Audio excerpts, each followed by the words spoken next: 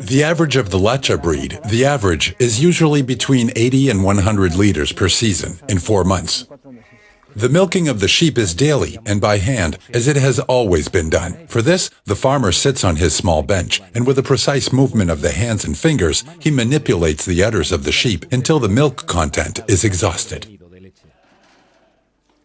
The milk obtained from the milking is transported to the house to proceed directly to the production of cheese before it cools down.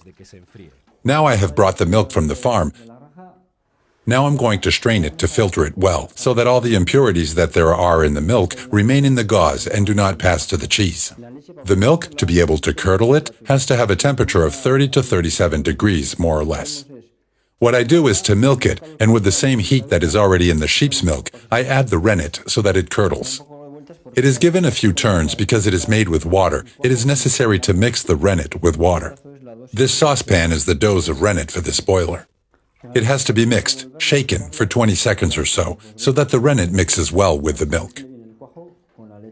Now it is left because if you keep mixing it, the rennet will start to take effect and it would start to be screwed up.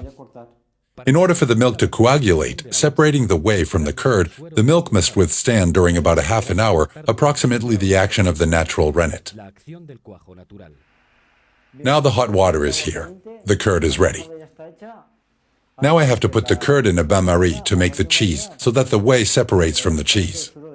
We keep turning it around so that it does not stick to the bottom and the heat goes all over the boiler. When the heat begins to enter the curd, the whey will begin to separate, which is the liquid of the cheese. This is already all cheese. It is practically all separated, the whey from the cheese. Now it has rested already. Now I'm going to collect it all, because it is all loose in cheese balls. I'm going to collect it all in a ball. Arturo collects and presses with his hands on the inside of the whey all the balls of curd in order to unite them into a larger mass. Now to the molds. Now I have to break it again because there are still small pieces of curd left. Don't you see that little piece? That whey it has inside, it can spoil the cheese. I have to break it again with my hand so that no piece of curd remains unbroken. To make the cheese bigger, to be filled well to the top, I don't squeeze it anymore, to remove most of the whey, and the rest is removed by the press. After emptying the whey into the recipient, Arturo turns the cheese upside down to continue extracting more of the liquid. Because when I press it like this with my hand, I can remove more or less the whey from this height. I can't remove it from the bottom, so I turn it over to remove it from the other side. That's it. Because now the cheese is not good if it gets cold. I put it back in the whey, in the liquid, and since it's still warm, it keeps the temperature, and then I put the rags all at the same time. While filling the other molds, the prepared cheese must remain inside the recipient with the whey. Now I take it out of here to put the rag on it, so that later it can be used as a skin. Now, don't you see how the cheese is all rough like that? If you put it in the press now without the rag, it would come out pressed, but still with holes. The rag makes the cheese become skinned, and that's it. Now it's the press.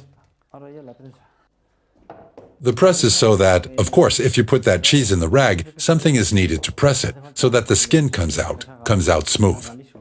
If it's not pressurized, the skin can't come out smooth. That is the function. You finish removing the whey that has remained in all the cheese, and on top of that, you press it so that the smooth skin comes out.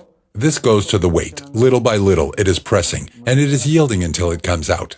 At the moment that you have already removed all the whey, you do not press anymore because the cheese is already hard. Depending on how big the cheese is, you put more or less weight on it. From this point on, the work of extracting the remaining whey is left to the press, and Arturo can dedicate himself to other cheese-making tasks. 12 hours. I make cheese about every 12 hours.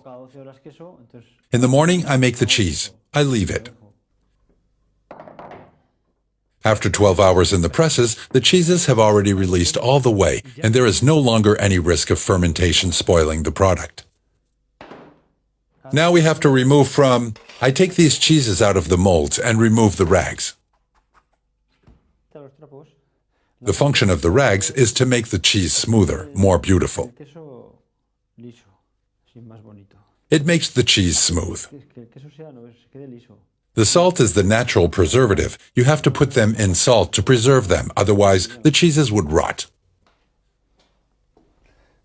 The water and the salt, the measure of the 12 or 24 hours is that you put water. You put a lot of salt, more or less, for example, 1 kilo for every 2 liters of water.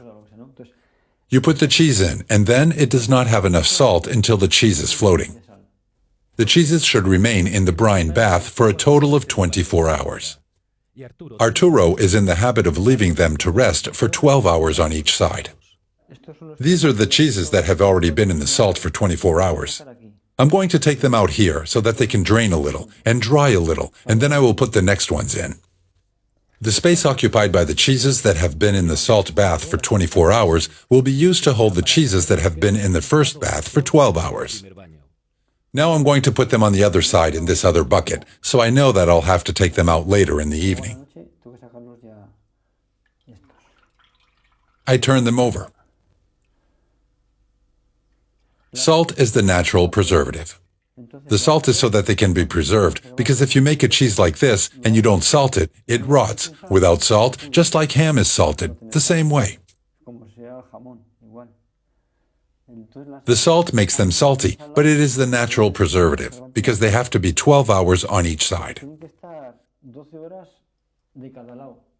First, I put them on one side here for 12 hours. Then I put them on the other side for another 12 hours, and then I take them out here. Now all the cheeses that I took out of the salt are already drained.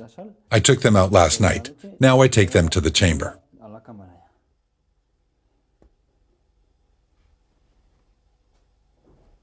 Arturo has an appropriate place with easily controllable temperatures that serves as a curing chamber for the cheeses.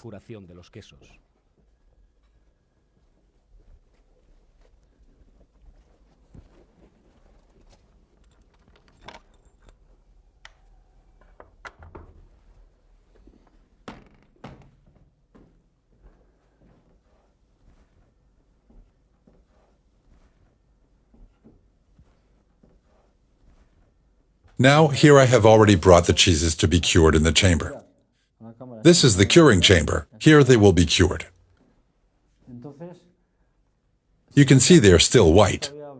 These are the last ones I'm bringing, like this. Now they have to be cured. It takes about 3 months for the cheese to cure.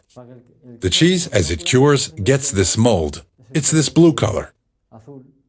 When the cheese is completely blue, it means that it's cured. Until then, it is uncured. He has brought the cheese that was fresh. It is in the middle of curing. When it becomes more or less of this color, but darker, it is already cured. This is one of the oldest cheeses, which takes 3 months. Here they stay for 3 months. Then, all the fresh cheeses have to be turned over every day. You leave a freeboard, take this cheese like this, and turn them all over like this. Then, the next day, the same. You leave a board down and turn it upside down, because otherwise, the part that stays on the board would stick to the board. In order for the cheese to cure and have ventilation, you have to turn the cheeses every day. As the cheeses cure, the care and the change of position on the shelves is no longer so rigorous. By maintaining a temperature between 8 and 12 degrees, the cheeses will reach the optimum organoleptic qualities to be consumed.